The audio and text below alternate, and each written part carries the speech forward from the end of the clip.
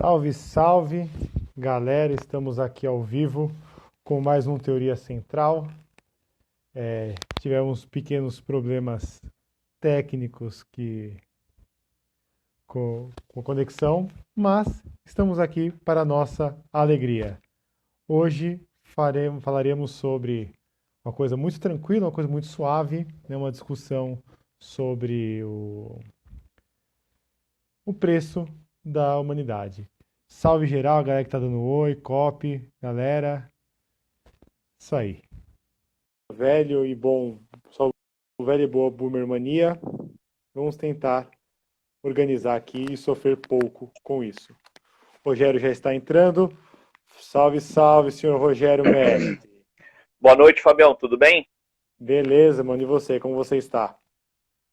Estamos indo, tô bem. Eu só sei de uma coisa, quando eu fiz a propaganda que eu ia conversar com o professor de filosofia Rogério Médici, uma galera começou a dar uma trollada no seu sobrenome. Começou a voar, eu acho, começou a sair. Você falou em filosofia, eu estava assistindo um negócio agora, não sei se você viu, um youtuber que traduz as teorias filosóficas com a gíria da quebrada, Aldino Vilão. Não tô ligado. Mano, o cara é muito bom, velho. O cara é muito bom. Depois, quem tá acompanhando a gente, depois dá uma olhada lá no YouTube. Aldino Vilão. O cara é muito bom, velho. Eu tava assistindo ele agora há pouco. E aí você falou, mano, de filosofia, professor de filosofia, e eu já associei uma coisa com a outra. O cara é bom. Vale a pena. É simples, didático, é bom. Bom. Da hora. Então, anotado aí a dica, gente. Então, vamos começo de conversa, ô Rogério, falar qual que é o tema da nossa live. O tema da nossa live é qual é o valor da humanidade? Eu quero que você me responda, porque aí você já responde, a gente já acaba, todo mundo tá dando oi, já vai cuidar da vida e acaba com essa palhaçada aí. Cara, eu tava... Quando veio o tema, né, eu recebi o Gustavo, ex-aluno nosso, Gustavo Baroni, que sempre nos acompanha e nos assiste, ele mandou um vídeo, falou, cara, assiste esse vídeo aqui de um professor meu, não lembro o nome do professor agora, da FGV, e aí o vídeo do professor, o professor fala assim que é uma idiotice, ele começa logo assim, é uma idiotice falar sobre o que vale mais, economia ou vida. Não, ele começa logo assim, não tem sentido nenhum, é uma bobagem. Quando eu vi aquilo, eu falei, então a gente tá no caminho certo, meio... tipo, se é bobagem, a gente tá no caminho certo, porque é o que a gente mais faz aqui, né? Fala bobagem. Mas tentando responder a sua pergunta, eu acho que compartilho com algumas ideias, né, que eu tenho lido. Uma delas é a do professor Silvio Almeida, que estava no Roda Viva essa semana, se eu não... Semana passada. Foi semana passada, semana foi Haddad. Semana passada ele estava no Roda Viva e ele escreveu o livro Racismo Estrutural. E eu compartilho com a ideia dele. Se você me permite, posso ler? Por favor, lê aí. Aqui, ó. Racismo Estrutural, coleção Feminismos Plurais, professor Silvio Almeida. Na página 190, ele diz assim: facilmente a questão racial desliza para o moralismo, por isso, diversidade não basta, é preciso igualdade. Não existe nem nunca existirá respeito às diferenças em um mundo em que pessoas morrem de fome ou são assassinadas pela cor da pele. Então, partindo desse pressuposto, não existe... Primeiro, eu acho que não existe valor para a vida humana, e se existir uma valoração para a vida humana, essa valoração ela não é igual para todos os seres humanos. Se a gente partir do pressuposto que a moça lá do Recife deixou o menino de 7 anos, 5 anos, se eu não me engano, 7 anos, subir no elevador sozinho e cair despencado do prédio e pagou pouco mais, acho que de 20 mil reais para ser solta, né, de fiança, uma vida não pode valer só 20 mil reais. E se fosse o contrário? E as pessoas que não têm dinheiro para pagar fiança, enfim, acho que a discussão ela é muito ampla. Eu acredito que vidas não têm valor. Eu parto desse pressuposto. Eu parto de uma noção de ética em que todos importam, mas há necessidade de repararmos historicamente, principalmente aqueles que ao longo da história sofreram mais. Não sei se você concorda comigo, se você quer acrescentar alguma coisa, mas enfim. Na verdade, eu quero, antes de acrescentar alguma coisa, agradecer a todo mundo que está vendo a gente. Oi para todo mundo. Né? Adoraria dar um oi individual para cada um. O Jean já deu aquela provocada, falando que vale 20 centavos, né? Não é só 20 centavos, eu diria, então eu começaria acrescentando por isso. Faz 7 anos, né? Então, aniversário de 7 anos dessa criança aí que não faz 20 centavos e que gerou esse lindo ovo da serpente que nós vivemos. Mas, enfim, a coisa que mais gostei do título da nossa live, Rogério, é a palavra valor. Porque o pessoal confunde, todos nós confundimos, né? Valor com preço. E assim, eu acho que a gente pode pensar o preço, qual é o preço da vida humana. E, sobretudo no capitalismo, tudo é precificável, existe um preço na vida humana. Com certeza existe um preço. Porque, assim, quer a gente aceite, quer não, e é uma pena, inclusive, que exista um preço. Mas existe um preço e existe a questão do valor. E eu queria primeiro retomar a noção, por exemplo, do Marx, de valor de uso e valor de troca. Para uma sociedade escravagista como a nossa, enxergar uma vida humana que você não reconhece como plenamente humano, que isso é herança da escravidão, como pessoas que são peças que têm valor de uso e valor de troca, com o fim oficial da escravidão, o pobre no Brasil ele só perdeu o valor de troca, mas ele ainda tem valor de uso. Você, infelizmente, não pode mais comprar e vender sobre certa elite, essa elite escrota, sobretudo a elite pernambucana do Casa Grande Senzala, eu tenho discutido bastante isso com os alunos, eles não têm dúvida, a escravidão, para eles, a escravidão acaba quando se acaba o valor de troca, você não consegue mais trocar as pessoas, mas o usar você ainda usa. Então, isso mostra que nós temos, portanto, para além do valor econômico que evoca esse pensamento do Marx, nós temos uma crise de valor moral, né? E aí quando o pessoal fala, nós estamos com falta de valores, não sei o quê, é a verdade. E eu acho, por exemplo, o contexto que a gente vive agora é uma crise de valor. Todos nós temos que pensar o que vale mais. Por exemplo, aí no subtítulo do nosso tema, saúde ou economia. E se ninguém for imbecil, consegue imaginar que uma economia é muito mais produtiva com pessoas saudáveis do que com pessoas não saudáveis ou com pessoas mortas. É de se imaginar que pessoas mortas trabalhem menos e consumam menos. Então, colocar a coisa como dicotômica, inclusive, por exemplo, e aí finalizando a minha intervenção, quando o Foucault traz a ideia de biopoder e biopolítica, de disciplinar os corpos para o trabalho, ele faz uma leitura, por exemplo, do surgimento da ginástica na Alemanha, do surgimento dos hospitais pelo operário, porque percebe-se o óbvio, né, que um trabalhador bem cuidado, né, com uma biopolítica, você tem uma política para a vida desse trabalhador, que ele consiga se reproduzir, consiga se manter saudável, isso é muito mais produtivo, então muito mais racional do ponto de vista econômico. Daí que, e sobretudo para quem estiver aqui, quem for compartilhar esse vídeo, quem coloca como oposição ou antítese saúde e economia é um imbecil que merece um tapa na cara. E é isso que começa assim, suave. Aliás, eu queria só complementar o que você disse, porque me parece meio contraditório os tempos atuais que a gente vive, né? Porque enquanto o Foucault vai desenvolver toda a teoria dele do biopoder, em contraposição a uma estrutura de sociedade clássica, onde o poder do rei era justamente o poder de mandar matar, e ele fala que a sociedade ela inverteu essa lógica, por isso ele usa o termo do biopoder. Eu acho que uma atualização para os nossos dias é aquilo que se eu não me engano, Achille Mbembe fala da necropolítica. Parece que estamos voltando para a lógica medieval, aonde a necropolítica ou estamos voltando, ascendendo aí para uma ideia onde o direito à morte ele volta a ser fundamental e estruturante dentro da nossa sociedade. Quando a gente fala direito à morte, acho que a necropolítica ela é muito mais ampla do que só a morte física. Ela é a morte também de todos os outros aspectos que abarcam a sociedade humana e que abarcam aí a nossa própria racionalidade, porque se pararmos para pensar efetivamente e irmos a fundo dentro da lógica do capital, você quer mais meritocrático do que a possibilidade de negros e mulheres, e ainda mais mulheres negras, chegarem a uma condição de disputar um trabalho com branco, e você simplesmente exclui isso. Se você for parar para analisar aquilo que historicamente estas pessoas das minorias sofreram para chegar nesta condição, e você simplesmente exclui ela ou cria barreiras para que ela não chegue lá, isso também é uma forma de necropolítica. Isso aí.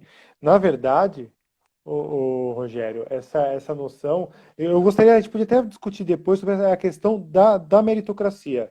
Eu argumento há muitos anos já que eu, entre aspas, sou um defensor da meritocracia porque tudo é meritocrático. Nunca eu vi nenhuma atitude humana que não fosse meritocrática. Então, partindo desse princípio que tudo é meritocrático, é que o que eu considero mérito, outra pessoa não considera. Por exemplo, eu considero mérito um aluno tirar 10 em todas as matérias, coisa que eu nunca vi na minha vida. Pô, o cara fechou com 10 em tudo. Isso eu acho mérito. Tem gente que acha isso uma babaquice, tem gente que acha um mérito um outro, sei lá, dormir 14 horas por dia, todo dia. Isso é mérito. Ou ganhar dinheiro trabalhando pouco. O outro acha mérito trabalhar muito. Então, isso é uma noção que eu acho que seria legal a gente pensar, a meritocracia. Na minha concepção, a Acho que é um problema. existe Acho que é uma questão conceitual mesmo. Sim, uma questão sim, conceitual. Você pontuar o conceito. Sim, que mérito, exato. todos nós. E mérito é, de alguma forma, uma recompensa. Sim. Se a gente passar para e é uma hierarquia de valor. E é uma hierarquia de valor, né? Por exemplo, por que, por exemplo, a gente está aqui nessa live? Porque algumas pessoas nós consideramos meritoso, né? A nossa companhia, nosso diálogo, e outras pessoas acham isso um mérito também. Outras pessoas, certamente, por exemplo, eu mandei o convite, outras pessoas olharam e falaram, nossa, que merda, né? Que lixo. Porque não vem mérito nisso. Ou seja, todos nós somos meritocráticos. O problema é que quando a gente quer passar um pano para uma injustiça ou para uma atitude imbecil por si só e chamar isso de meritocracia. Daí, por exemplo, não deve ter cota, deve ser meritocrático. Não, você está sendo. Tudo é meritocrático. A questão é que você está mudando o foco do mérito. Mas isso eu acho que pode ser até uma outra coisa, Rogério, mas focando no nosso tema e alguns comentários que a gente teve aí, o Jean fez um comentário interessante sobre a superioridade, como ele acha imbecil a noção de superioridade, e a gente consegue observar que o valor de superioridade é tanto mais importante quanto mais inferior é a pessoa. Que, em tese, eu imagino, por exemplo, uma pessoa super poderosa, para um deus grego, ou para o próprio Deus, ele não precisa se ver como superior porque ele simplesmente é. E quando você você não precisa lutar por isso, porque você já é. Né? Tipo, vamos lutar aqui no Brasil para que todos nós vamos dar aula em português. Não, não vamos lutar por isso, porque a gente já faz isso. Né? Então, a gente pode ver que todo o discurso que busca uma ideia de supremacia ou superioridade é de alguém muito fragilizado, por N motivos. Né? Então, isso é interessante. Eu acho que a gente pode até ir por aí. Posso só acrescentar um negócio em relação claro, a isso? Eu acho que isso calha bem com o discurso, não, né? Com o conceito de super-homem do Nietzsche. Né, já que a gente vem falando. Porque o super-homem do Nietzsche não é um transcendental, né? Não é um ser transcendente, ele não está num outro plano. É um cara dotado de valor, de consciência, de valor moral, né, dentro desta lógica, que de forma individual, e extremamente individual, faz aquilo que precisa ser feito. Não quero usar a noção de dever para não misturar com Kant. Mas ele vai ali, precisa ser feito isso, a sociedade espera que eu faça isso, espera que eu haja desta forma, e assim eu agirei. Não preciso de muletas, não preciso não sigo a ética do rebanho, não faço uso dessas muletas para chegar em algum lugar, e a partir daí sigo aquilo que é essencial, tenho o meu valor, reconheço o meu valor e imponho,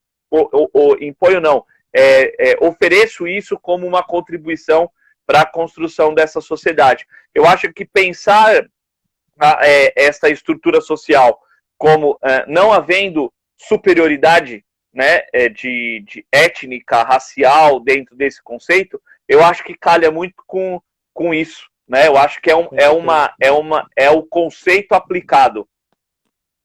Com certeza, não. Com certeza. Eu acho que pensar, na verdade, talvez seja um dos conceitos mais bombásticos que tem, é o conceito do Übermensch, né? Do Nietzsche. Eu acho que isso a gente pode ir por aí também.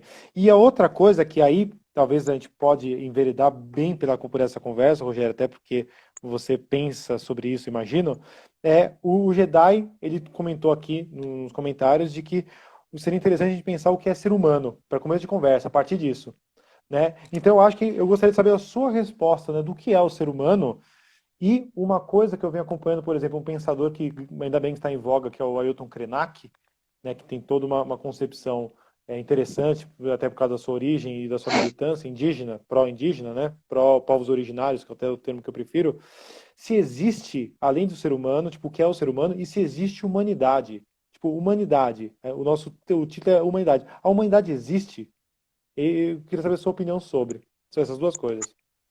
Eu não peguei o começo da sua fala porque ela travou para mim. Se você puder repetir o comecinho, Então, antes beleza. o comecinho que você falou. Não, o Jedi comentou aqui nos comentários sobre que nós devemos pensar, antes de mais nada, como ponto de partida, o que é o ser humano. Então eu queria saber para você o que é o ser humano, e daí Ah, tá. o que é a humanidade e se ela existe, né? Porque eu acho Entendi. que pensar a humanidade é interessante nisso. Eu penso que eu vou primeiro pontuar duas características e depois vou dar minha opinião, tá? A gente pode caminhar por duas vertentes aí. A gente pode ir para uma ideia de natureza humana, a mais aristotélica, e aí a gente define que existe esta humanidade, e esta humanidade seria a essência do ser humano. Sem ela, o ser humano não seria ser humano, essência que não se altera de forma alguma. Né? Tá no feto, tá lá no embrião essa essência, e aí por uma questão de movimento, ato e potência, bem aristotélico mesmo, vai se transformar naquilo que nós somos hoje. Ponto. Isso é uma teoria. A outra teoria é a teoria existencialista. Sartre, Heidegger, Simone de Beauvoir, essa galera existencialista que vai dizer que não existe natureza humana, mas que existe condição humana. Que o homem ele se constrói. Parafraseando a Simone de Beauvoir, o homem não nasce homem, ele se torna homem. Ponto. Então, dentro desse contexto, ainda assim existe uma humanidade, mas não é uma humanidade natural, é uma humanidade construída. Eu particularmente, comungo muito mais desta teoria. Eu acho que nós nos construímos humanos. Acredito sim que existe esta humanidade, mas não esta humanidade como essência. Eu acredito muito mais que a nossa existência na Terra é que confere a nossa humanidade. E aí, se a gente for resgatar lá para trás um cara que você abomina, que é o Harari, né? Ele vai dizer lá no Sapiens que o humano ele foi se construindo humano a partir das várias revoluções que ele passou, né? A revolução cognitiva, talvez a mais importante delas, e aí depois a revolução agrícola, a revolução industrial, e eu acredito que este movimento de revolução não para, por isso que eu também sou muito mais a favor e concordo muito mais com esta ideia de que nós nos construímos humanos. E por isso também que existe esta diversidade em relação àquilo que é este conceito de humanidade. Talvez o que eu penso humanidade não seja você, e talvez isso também tenha gerado tantos conflitos ao longo dos tempos. Como, por exemplo, se discutia na Idade Média e depois, no final da Idade Média, começo da Idade Moderna, se os povos originários eles tinham alma ou não. E a mesma questão foi feita para os negros, né? O que me faz tornar um negro escravo e não um indígena e não um outro povo por este conceito da raça? Passa necessariamente pela discussão que foi pautada naquele momento pela ideia de alma. E quando se discute a ideia de alma, se discute se aquele ser é humano ou não. Porque quem não é humano não tem alma. Então, eu acho que gira mais ou menos em torno disso. E a minha opinião somos humanos. Temos humanidade, mas é uma humanidade construída. Pesado, hein? Antes de eu me posicionar sobre, acho que alguém perguntou, não sei se foi o Jean, alguém perguntou sobre se os direitos humanos surgem na Revolução Francesa. Na verdade, hoje, em tese, o Rogério pode me corrigir, o que surge na Revolução Francesa, e é uma herança direta da Revolução Iluminista, são os direitos do homem. Tanto que existia uma militante revolucionária, Olympe de Gaulle, que morre, inclusive, guilhotinada, de Olympe de Gouges, acho que se lê Gouges, francesa, claro, que ela propõe os direitos das mulheres, que ela já identifica ali. A noção de direitos humanos e não direitos do homem, ela é pós-Segunda Guerra Mundial, que é a declaração que vai ter em 47 e 48, já no âmbito das Nações Unidas, e aí universalizando de verdade ali uma origem, não só homem, mas homem, mulher, ponto. Então, isso eu É, queria pontuar só, isso. só acrescentar mesmo porque a Revolução Francesa não libertou os escravos do Haiti, que anos depois tiveram que fazer a Revolução Haitiana e foi a primeira revolução, digamos assim, bem sucedida, negra, de independência e tudo mais. Pontuando, obviamente, traços históricos e tudo mais. O que não significa que antes disso nós não tenhamos tido movimentos de resistência revolucionários e tudo mais. Mas é isso mesmo. O que se discutia na Revolução Francesa era o direito do homem, e esse homem entendido como gênero mesmo. Não era essa questão humana, mesmo porque, a partir, mesmo depois das ideias iluministas e todo o movimento revolucionário que foram os movimentos revolucionários que foram impulsionados após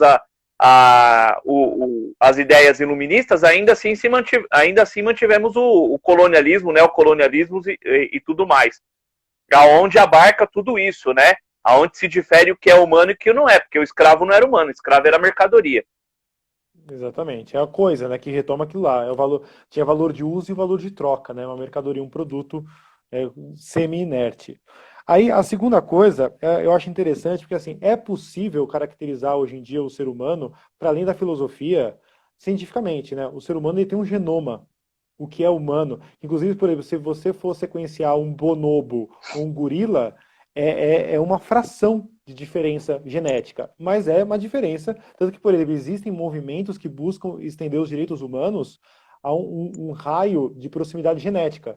Então, por exemplo, até 98%, ou seja, aí você traz chimpanzé, gorila, bonobo, orangotango, você traz tudo, você deve dar direitos humanos para essas pessoas, porque eles estariam já no próximo demais do gênero Homo, né? Então existe essa questão genética. Entretanto, ou seja, pegando então, fazendo uma adaptação aristotélica, há uma potência, né, humana em todos nós que nascemos com esse código genético. Porém, para isso se transformar em ato real, aí eu acho que a Simone de Beauvoir, o Sartre, os existencialistas, e começa com o Piaget, na verdade, né? O construtivismo do Piaget de se construir como ser humano é fundamental quando, já no final do século XIX, começo do século XX, tem a história dos meninos lobos, né? Dessa galera que tem a genética humana, tem o potencial de ser humano, mas não é porque é criado com o lobo, é criado com o urso, é criado com outros rolês lá, e ele acaba criando aquela cultura, adquirindo aquela cultura de andar como um quadrúpede e pedir de comer carne crua, né? Então eu acho que é interessante isso. E aí, talvez essa condição humana deva misturar uma potencialidade de ser humano, que é essa potencialidade genética, com uma cultura do entorno que vai te dar essa condição. E aí eu só queria corrigir, eu não abomino ao Harari não, viu, Rogério? Respeita aí, né? Eu só acho ele hypado demais, só, tranquilo, hypado, beleza, né? E, enfim, tem outras questões com ele, mas, pô, vamos deixar aí o cara hypado.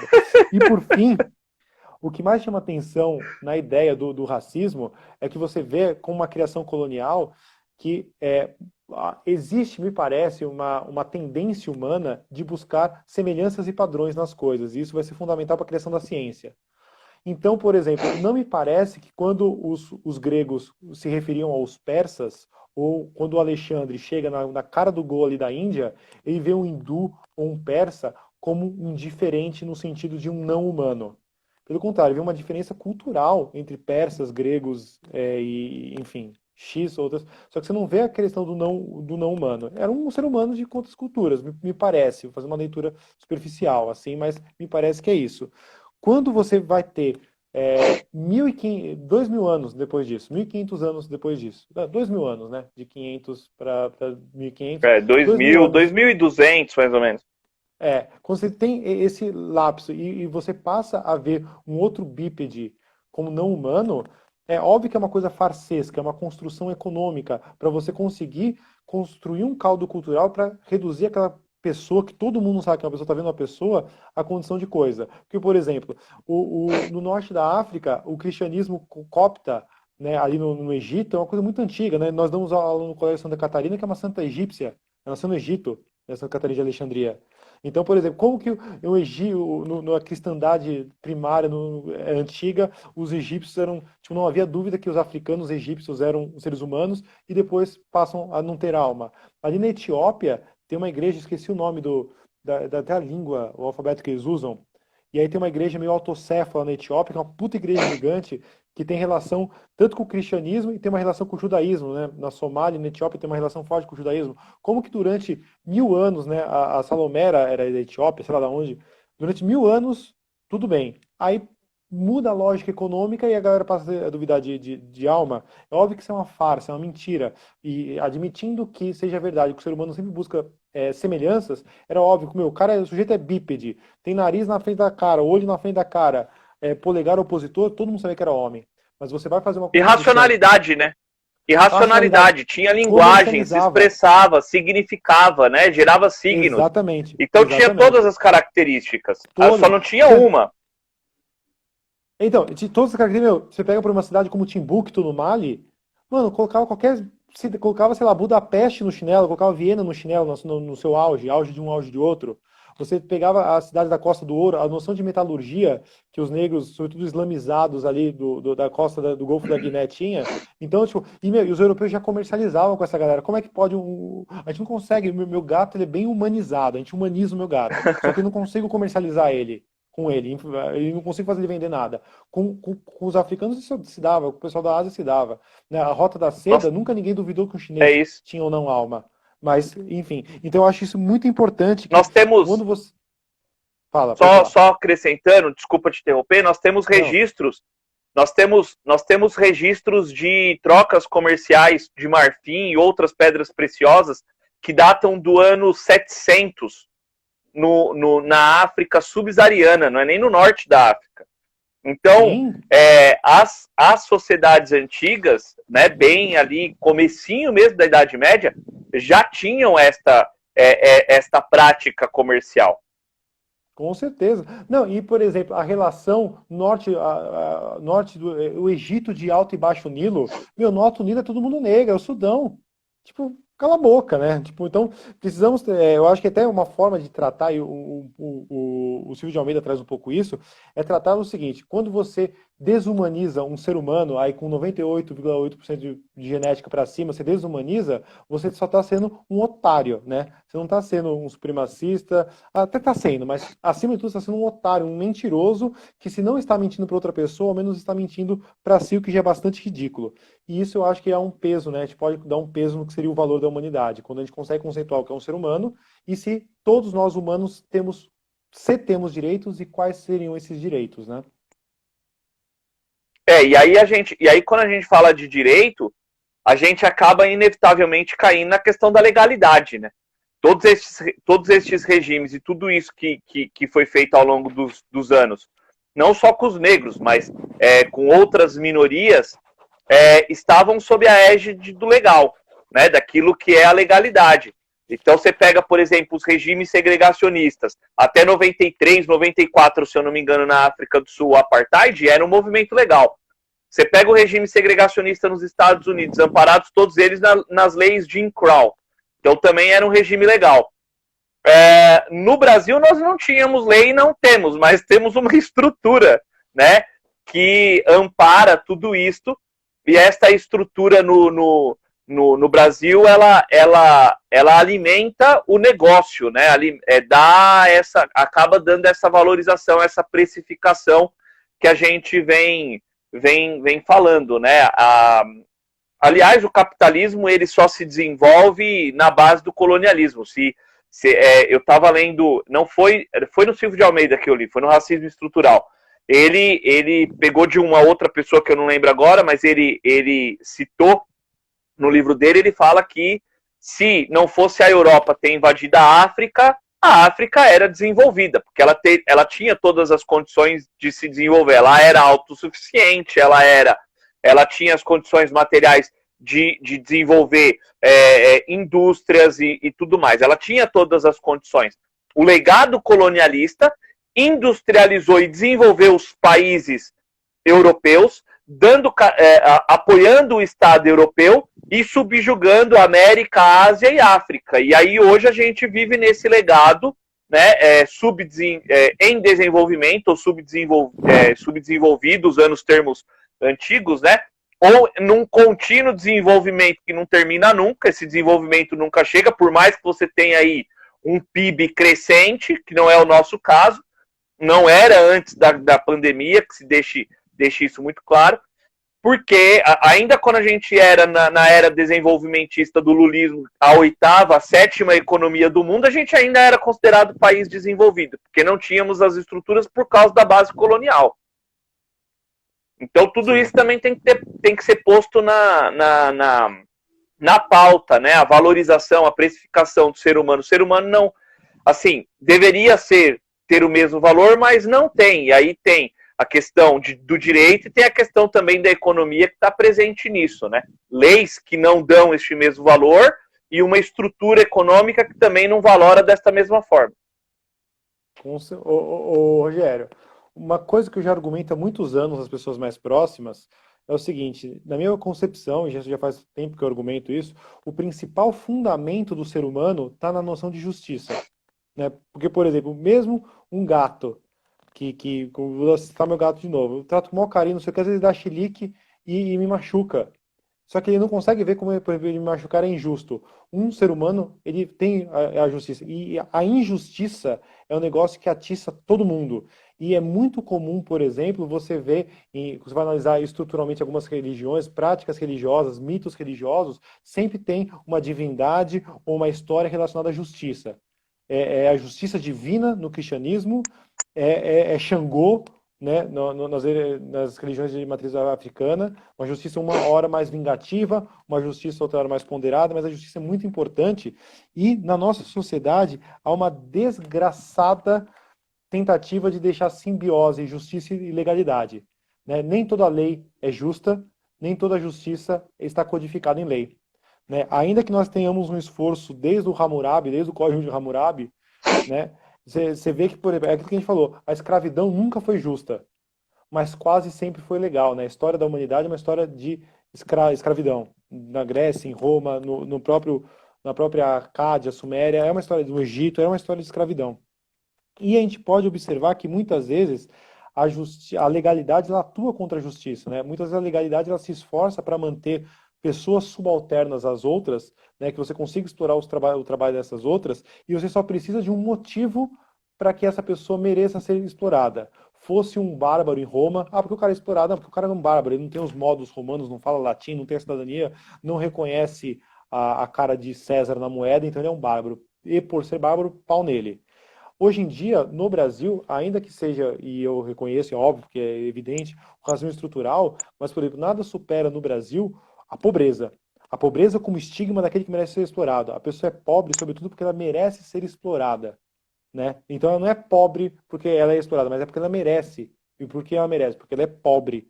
Então acho que essa questão riqueza e pobreza e exploração, né? Antes o negro merecia ser explorado porque era negro, hoje em dia o pobre merece ser explorado porque é pobre. E aí se a pessoa for pobre, negra, mulher, aí ou indígena, né, que você consiga escalas de subalternidade, as pessoas sentem até um certo prazer, sobretudo os mais sádicos, né? Eu acho que o caso da mina lá no Recife é um paradigma perfeito. Eu acho que nós vivemos em 2020, inclusive, a oportunidade de criar, nós que somos professores, pensadores, nós temos paradigmas perfeitos, eu acho que a gente não tinha desde a Segunda Guerra Mundial. Que são paradigmas indubitáveis. Então a gente tem um governo paradigmático, a gente tem uma situação de pandemia que é paradigmática, todo mundo que, por exemplo, está considerando economia e saúde, coisas separadas, vão ter que explicar isso para os netos se sobreviverem. Falar, não, eu fui lá, resolvi essa, eu fiz assim, eu achava que eu tinha que voltar a trabalhar mesmo e dane-se. Então, isso é uma coisa, é uma construção de paradigma muito, muito importante. Finalizando a minha atuação aqui, eu só queria lembrar que, até a gente discutiu na quarta-feira passada na live que eu fiz com o Manuel, essa questão capitalismo e exploração, né, que eu tenho argumentado o capitalismo como exploração colonial, quando era capitalismo mercantil, depois capitalismo como exploração imperialista, quando se transforma em capitalismo industrial, e hoje o capitalismo de globalização. Só que eu enxergo a globalização como eufemismo para essa exploração imperialista. O processo não mudou o nome numa tentativa de, ao mudar a fala, ao mudar o discurso, mudar o fenômeno. E não muda. muda para os incautos, né? Até, não sei se, acho que é o Marx, acho que é o Marx que fala, é um filósofo cabuloso, que fala que se toda a aparência coincidisse com a essência, não precisaria de ciência. A ciência se faz necessária quando a aparência é descolada da essência, que quase sempre é. Então, por exemplo, a globalização, ela é um neoimperialismo. E do mesmo modo, e aí por que eu estou falando sobre isso? Porque, por exemplo, o Brasil não é um país em desenvolvimento. Isso é uma farsa. Nós somos um país subdesenvolvido e se a gente considera o processo que nós vivemos, é um processo de subdesenvolvimento. E mesmo nos anos Lula, que teve crescimento, parece-nos que no capitalismo um país só é desenvolvido se tem indústria. E o governo Lula, ele se desindustrializou, ajudou a desindustrialização do Brasil. Então a gente não estava em processo de desenvolvimento lá. Estava em processo de crescimento econômico subdesenvolvido, que foi durante o regime militar também. O governo Médici cresceu 14% em 73, parabéns. E o resultado prático na qualidade da vida das pessoas? Lixo. Lixo como o regime militar todo, inclusive. Só um adendo, não é meu parente. Ah, exatamente, né? Eu jamais faria uma live... Não tem nada a ver com isso. Jamais faria uma live com uma carga genética Você é louco. Desgraçado. Agora é interessante, você estava falando, desculpa já que eu te interrompi. Não, eu vou entrar eu vou entrar nessa pauta, porque quando a gente fala de justiça, o que é a prerrogativa da justiça? A prerrogativa da justiça, ao meu entendimento, e aí depois você pode falar o seu, a prerrogativa da justiça é a igualdade. E é justamente isso que o capitalismo não prega. O capitalismo não prega a igualdade. O capitalismo prega a liberdade. Tanto que as primeiras vertentes do capitalismo, todas elas são liberais, da onde tem a mesma raiz, liberdade. Né? Então você pega Locke, Adam Smith, depois o neoliberalismo, todos os reformistas econômicos desta área, todos eles prerrogam a liberdade. Quando você fala de livre mercado, não intervenção do Estado, direito à propriedade privada, todas essas prerrogativas, elas estão pautadas na liberdade. Ora, se um regime estruturado em cima disto, se o sistema ele se perfaz em cima disto, a justiça ela também vai se utilizar disso. Então, a nossa noção de justiça que temos dentro da lógica capitalista é a justiça que prerroga a liberdade, não a igualdade. E por isso que a gente tem esse problema todo. Se a gente invertesse essa lógica, se a gente colocasse como fundamento da justiça a ideia de igualdade, embora esteja escrito na lei, todos são iguais, né? Está na Constituição, todos têm o mesmo direito, todos são iguais, mas não é isso que acontece. Então, a gente tem um problema. A gente tem um problema de estruturante, porque não é uma questão só semântica, não é uma questão só conceitual. É uma questão fundamental. Fundamenta todas as nossas relações. Tanto que as nossas relações elas são fundamentadas na liberdade, elas não são fundamentadas na igualdade. E aí você. Perfeito. Tanto que agora o que a gente discute no meio da pandemia é isso. Eu quero ter o meu direito de ir e vir. Eu quero ter o meu direito de sair, eu quero ter o direito de abrir o comércio, eu quero ter o direito de. Eu quero ter a liberdade. Então discute-se a questão da liberdade. Até mesmo a volta às aulas. Quando a gente fala de vamos voltar às aulas, a gente está prerrogando o direito da liberdade da escola abrir, do aluno ir para a escola, e a gente não prerroga o direito da igualdade do aluno que não vai. Quando a gente migrou para o online, a gente também está utilizando o fundamento da liberdade, não estamos fundamentando a igualdade, porque nem todos têm acesso. A gente teve uma live onde ficou claro isso, que a Giovana conversou com a Luísa do movimento da juventude do MTST. Tem gente que não tem acesso à internet. Não tem acesso à internet. Aí você pode falar assim, mas como assim, Rogério? Não tem acesso à internet? Estamos em 2020. Não tem, velho. Tem uma galera que tem um smartphone muito ultrapassado em termos de tecnologia, pré-pago, que se for acessar a internet para assistir qualquer coisa que não seja de aplicativo, que não consome dados, o cara não vai ter acesso. Não tem. Então é ilusório, a gente também não reconhece este nosso lugar também, muitas vezes, de privilégio, de poder estar sentado nas nossas casas, no conforto, muitas vezes, dos nossos lar, que ultimamente, com esse home office alucinático que a gente tem feito, nem tem sido mais tão confortável assim, porque a casa deixou de ser um lugar confortável. Não sei se você, depois você pode até explanar sobre isso, mas para mim não tem sido mais. Aquele lugar da onde eu chego, não dá, porque em todo momento parece que eu tô dentro da sala de aula. E, né? Então, você tem essa loucura, cara. A gente está no meio dessa loucura, né? Sim, com certeza, Rogério. Ó, eu vou pegar primeiro, vou começar por esse rabichinho final aí, porque eu acho uma coisa interessante, que é o seguinte, por exemplo, eu sempre me vi com um professor em plenas condições de trabalhar em home office e produzir loucamente aula online. Até eu reparar que o Teams, ele é basicamente, ele tem uma treta muito forte contra o meu Windows 10 e contra o processador do meu computador, que eu achava tão fofo, que é o Intel Core i3. E todo mundo que eu falo, pô, tá uma porcaria, fala, ih, Fábio, sem condição, é de i5 para cima. Ou seja, eu que me julgava com condições, não tenho condições. Então existem e pessoas, e eu tenho objetivamente eu tenho condições. Só que quem alunos eventualmente estão assistindo aí é dia todo sofrimento. Gente, só um instante está abrindo. Só um instante, me desculpa. Que dá uma perda de dinâmica. E imagina a galera que não tem condições mesmo. Então, isso é um ponto importante. Segunda coisa, eu adoro discutir a justiça, Rogério. Então, você deve se lembrar até um evento que nós fizemos na escola, que uma das coisas que eu desenhei, de fazer uns desenhos, eu desenhei a justiça, né? Porque me agrada muito, me seduz muito a ideia da justiça romana, né? Aquela mulher com os olhos vendados para não ver a quem, com a balança numa mão, né, que gera essa noção de equilíbrio, de igualdade, né, esse equal, né, desse radical latim do equal, né, do igual, né, então na balança, e da espada para ir na porrada, se a galera não quiser seguir a balança. Então me agrada essa noção romana, e o direito romano, ele emana disso, só que ele emana também da hipocrisia romana, e aí isso é um problema, e no Brasil quem segue o direito romano, a hipocrisia romana é mais complicado. Mas você trouxe a essa questão de que o direito burguês, sobretudo o direito sobre o capitalismo, ele evolui demais sobre a ideia da liberdade, com menos igualdade. Mas eu gostaria, Rogério, não de corrigir, porque não tem nada a ver, mas porque a gente pensasse sobre um determinado aspecto. Eu venho pensando politicamente cada vez mais de acordo com os movimentos vitoriosos da história. Assim, a minha vida inteira eu sempre vi derrotas, né? E nós no Brasil, nós somos derrota, é uma derrota atrás da outra, é o 7-1 todo dia. E aí faz uma Copa em 50 e perde a final. Aí faz outra Copa em 2014 e perde de novo. Né? Então é muita derrota. E me seduz pensar movimentos vencedores. E se a gente for pensar, na moral, o Locke, o Stuart Mill, por serem ingleses, eles são os liberais derrotados. Eles fracassaram nas ideias dele.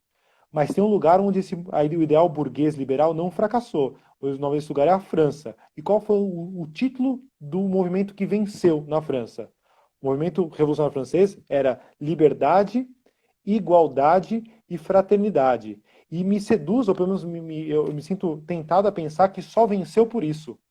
E depois vai ser derrotado, primeiro por Napoleão, depois pela restauração, e depois toda aquela palhaçada, à medida que os grupos deixam de reconhecer a importância dos três simultâneos e fica com esse papinho, não, a liberdade, isso aqui é melhor que a igualdade. Não, me parece que não.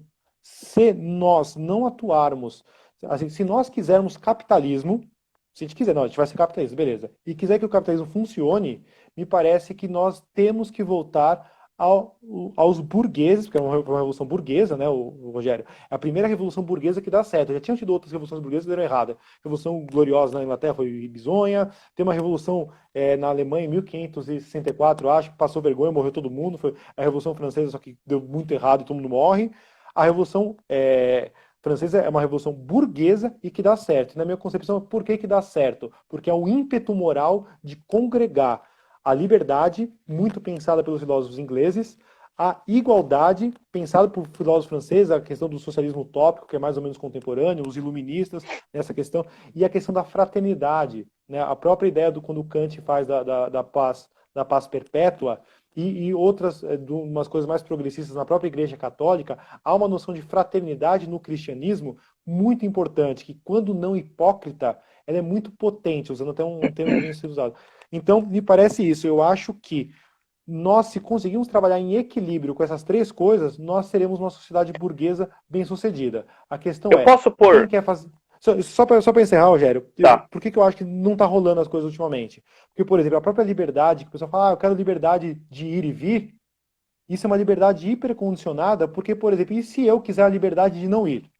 Você quer a liberdade de ir pro shopping na C&A ou na Riachuelo gastar seu dinheiro, e eu quero não ir. Eu quero que o shopping fique fechado. Eu quero não ir.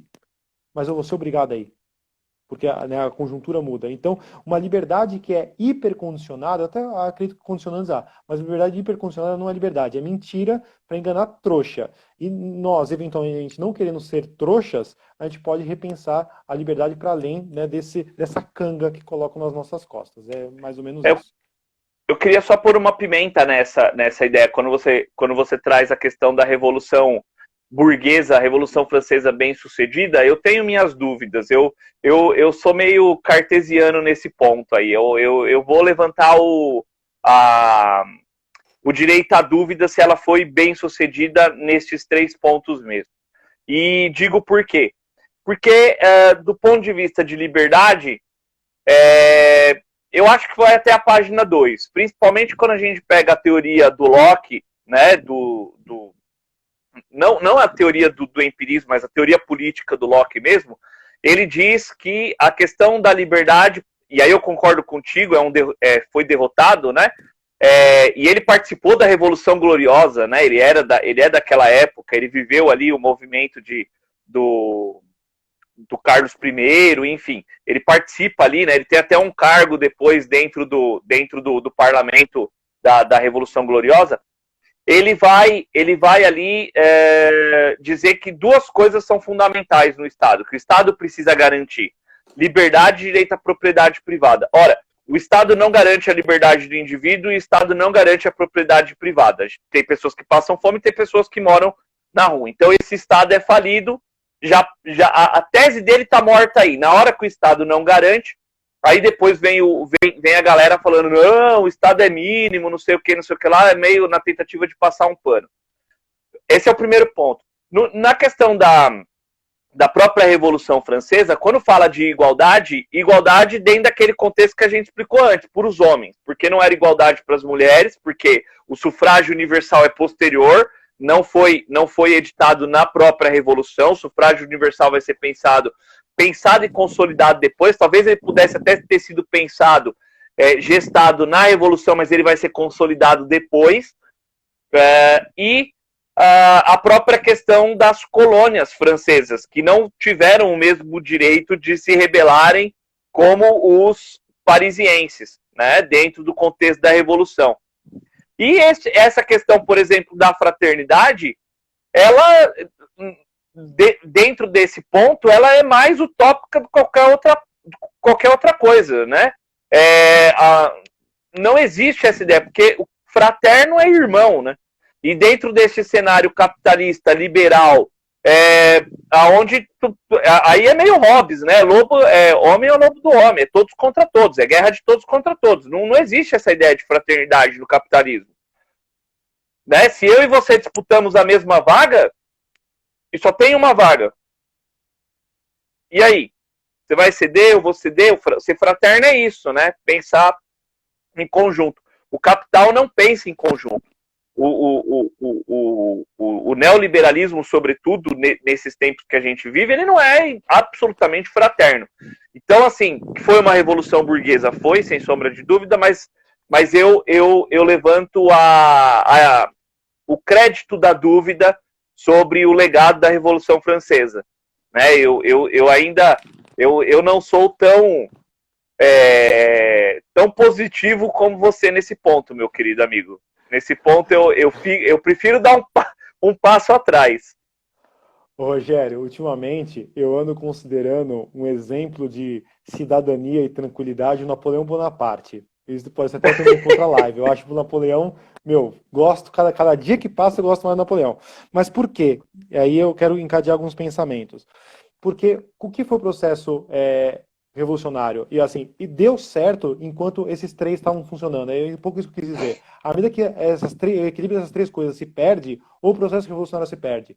À medida que o burguês, inclusive, que a burguesia deixa de ser força motriz de revolução e vira força motriz da conservação, se perde também. Né? Então, eu acho que um pouco eu queria propor isso. A questão do A burguesia, só você falar, a burguesia virou nobreza, né? Exatamente, ela vira, vai pro topo da pirâmide e não quer mais arredar o pé dali. A questão do sufrágio universal, na França até é uma vergonha, né? Acho que o sufrágio universal só vai vir com o Charles de Gaulle, eu acho. É uma vergonha. Mas, e aí, pensar os limites da Revolução Francesa, nos permite pensar, eu acredito, os limites da nossa prática política individual e coletiva. E vai um pouco até no que a Lilian falou de coletividade, que eu vou pegar um pouco que ela falou. Um beijo, Lili, inclusive. É, em que sentido que eu quero dizer isso? Vamos lá. Havia uma revolução e depois começou a haver certas conciliações. E pode ser, eu estou propondo, não sei se é verdade, que uma das conciliações foi, não, então vamos garantir direito para todo mundo, mas o voto feminino não. E aqueles revolucionários toparam.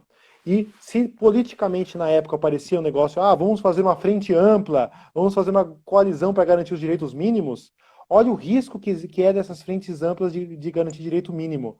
Passa 150 anos e a gente está colocando a culpa nos caras. Às vezes, na época, era o possível. Só que olha como a moral é importante, né? A gente não deve fazer o possível a qualquer custo. A gente tem que se resguardar, porque senão passa anos e a gente fica falando, criticando. Então, isso é um ponto. Outra coisa, você falou que o pessoal das colônias não tiveram direito de se rebelar como os parisienses.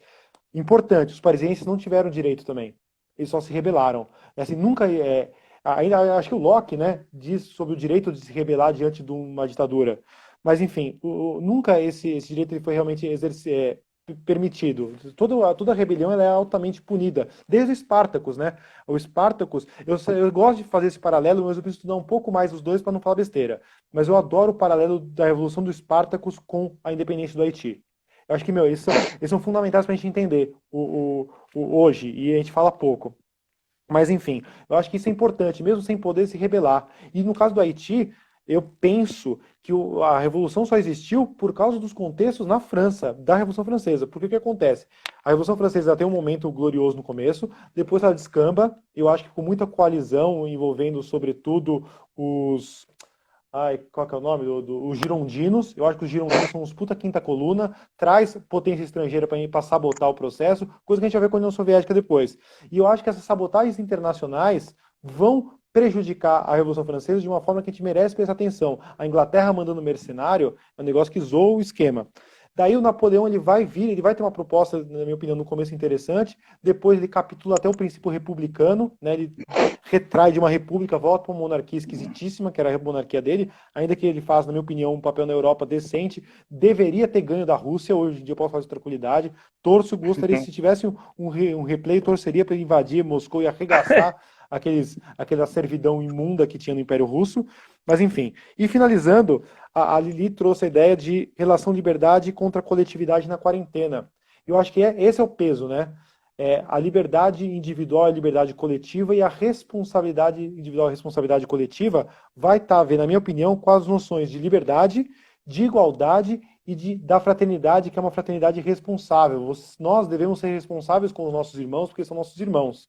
Só que a gente tem que enxergar o outro como irmão. Se a gente não enxerga, se a gente enxerga o outro como diferente, ou às vezes até como não humano, ou como inferior, a gente não vai ter a fraternidade com ele. Eu não sou irmão num papel higiênico ou num desodorante, ou numa apostila de um livro. Eu sou irmão de outro ser humano. Se eu não reconheço o outro como ser humano, daí a ter uma fraternidade fica difícil. E daí nós vivemos uma sociedade burguesa, fundada na Revolução Francesa, sem condição. A gente vai ver a barbárie pré-Hammurabi, que é esse caos que a gente vive hoje. É um pouco o que eu penso. A única coisa que eu queria acrescentar de você é que não é que eu não acredite nestes conceitos e nestes valores. Eu só acho que eles não deram o resultado que se esperava que dessem, né? E aí é um traço, né? Agora, que a gente pode buscá-los, né? Sem sombra de dúvida. Mas aí, faltam 5 minutos, estão avisando a gente aí. E aí isso pode ser um tema de uma próxima live, né? E aí eu quero só deixar aqui a provocação. Se não fosse possível conciliar os três e você tivesse que escolher um só, qual que você escolheria? Só, eu vou chocar, hein? Eu escolheria a liberdade. Porque mesmo? com a liberdade, porque a liberdade me garante eu ser livre para buscar os outros dois. Se eu garantir uma igualdade em que todos nós somos escravos, todo mundo é igual, escravo. Que porcaria, todo mundo é igual, tá morrendo. Eu prefiro, eu acho assim, a liberdade, pelo menos, eu não sei se na prática, mas na teoria, ela nos preenche de ilusão, de falar, não, pô, vai dar certo, que legal. Eu acho que isso é legal do liberalismo, inclusive, né? Mas você pegar o liberalismo, o capitalismo liberal e o socialismo tem muito mais resultados que o capitalismo liberal, muito mais, 50 milhões de vezes mais. Só que como me parece que o socialismo, o real, o soviético, ele era muito é, pão, pão, queijo, queijo, muito ferro e fogo, as pessoas não tinham uma perspectiva de melhora mentirosa, que muitas vezes nos movimenta como ser humano. O ser humano ele precisa, eu acho, de um horizonte mágico para além do horizonte real. Né? Porque senão ele entra num parafuso, como parece que muitas sociedades socialistas entraram em parafuso psicológico mais do que econômico. Né? E o liberalismo permite, não, você vai ser rico, você vai ganhar uma loteria, você vai ter uma Ferrari, pô, mas aí, estatisticamente é impossível que isso aconteça. Não, mas vai, você é livre para fazer isso. É o pessoal que hoje, graças a Deus, fez a greve do iFood, não, você começa com uma bicicleta, mas logo logo você vai ter um iFood seu. É mentira isso, mas por parecer verdade, estimula a pessoa e a pessoa ela vive mais feliz. Eu acho que a felicidade é uma dimensão importante. E você, escolheria o quê? Eu acho que eu escolheria igualdade. Porque a liberdade tem o contraponto, né? Tem o contraponto de tudo isso que você falou. Você pode também não querer ser igual ao outro. Você pode querer pisar o outro. Você pode trazer todas as mazelas que a gente tem amplamente discutido. E eu acho que a igualdade ela nos coloca no mesmo patamar. Somos todos iguais, somos todos escravos, mas seremos todos escravos. Todos, todos, todos, todos, todos. E aí é o grande problema do socialismo, né? Onde ele efetivamente se de alguma forma se efetivou, onde ele é mais conhecido talvez na Rússia, né? Ali a gente não tinha, a gente tinha o conceito de igualdade, mas não tinha igualdade prática. Tanto que aí você pode pegar, por exemplo, os grandes embates que tivemos entre Stalin e Trotsky, né? Enquanto um queria uma revolução nacional, o outro pensava numa grande revolução internacional. Mas se eu tivesse que escolher, e aí uma outra pergunta, né, dentro deste embate entre Lenin e Trotsky, eu não escolheria nem Lenin nem Trotsky, eu escolheria Rosa Luxemburgo. Fofo demais. Mas só para provocar e causar um furor aí, Só que a gente tem lembrar. pouco tempo, veja, tem um Não, só, minuto. não, não, beleza, só para me despedir então, lembrar que assim, eu amo a Rosa Luxemburgo, tenho livros, tal, não sei o quê, só que uma diferença importante entre Rosa e Lenin é que o Lenin ganhou. E como que ele ganhou? Lenin, Eu né? acho que Lenin, o sim. Lenin, Eu então, o tava Lenin falando ganhou. Stalin e Trotsky, Ah, né? tá, e o Stalin ganhou também, né? E isso é importante, Ganhou, é claro, ganhou, ganhou. né? Então, e tipo, ter a perspectiva da vitória é importante. Ô, Sim, Rogério, mas acho que vai acabar, a gente pode pensar isso uma outra hora e tem que falar a sua frase foda, já fala, e da é. caneca aí que você tem que saber o que tá Eu falando. queria dizer para vocês ficarem em casa, mas ficar com a gente, não deixa de curtir lá no Teoria Central, que amanhã tem sorteio dessa caneca aqui, ó.